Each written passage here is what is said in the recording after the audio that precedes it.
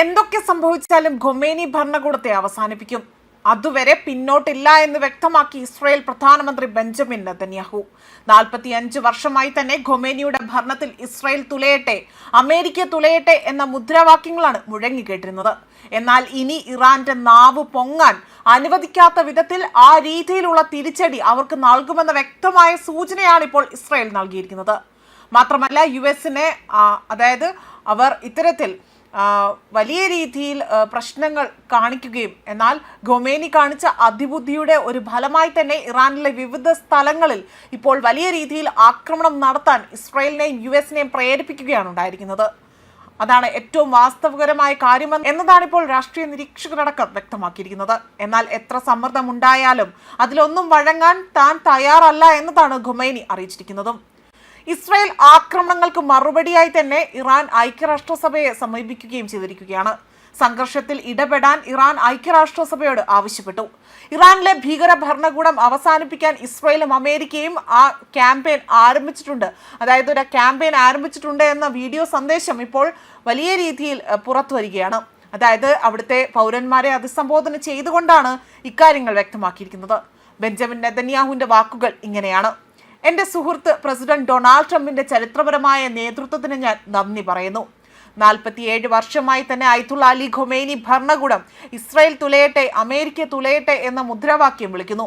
അവർ നമ്മുടെ രക്തം ചീന്തി, നിരവധി അമേരിക്കക്കാരെ കൊന്നൊടുക്കി, സ്വന്തം രാജ്യങ്ങളെ കൂട്ടക്കൊല ചെയ്തു. ഈ കൊലപാതക ഭീകര ഒരു ഭരണകൂടത്തെ ആണവായുധങ്ങൾ സ്വന്തമാക്കാൻ അനുവദിക്കരുത്.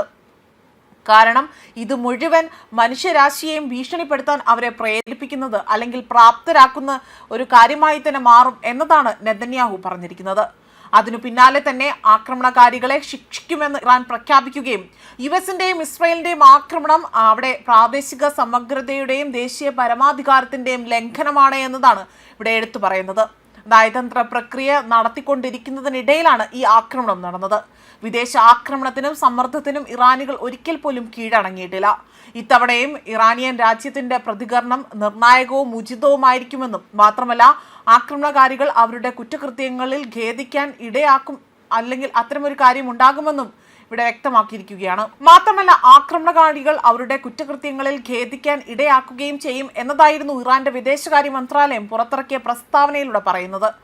ഇറാനിയൻ തലസ്ഥാനമായ ടെഹ്റാൻ ഉൾപ്പെടെ തന്നെ നിരവധി നഗരങ്ങളെ ഇസ്രായേൽ ആക്രമിച്ചത് ഇറാന്റെ ഒരു പ്രത്യാക്രമണമാണ്. ഇസ്രായേൽ അതേപോലെ തന്നെ ഈ ആക്രമണത്തിൽ Kuwait, Qatar, Bahrain, Saudi Arabia എന്നിവിടങ്ങളിലെ US താവളങ്ങളിൽ ഇറാൻ വലിയ രീതിയിലുള്ള പ്രശ്നങ്ങളാണ് സൃഷ്ടിച്ചിരിക്കുന്നത്. പിന്നാലെ തന്നെ പരമോന്നത നേതാവ് അയത്തുള്ള അലി ഖൊമേനിയുടെ പ്രതീകാത്മകമായ ഫോട്ടോ അടക്കം ഇവർ പുറത്തിറക്കുകയും ചെയ്തിട്ടുണ്ട്.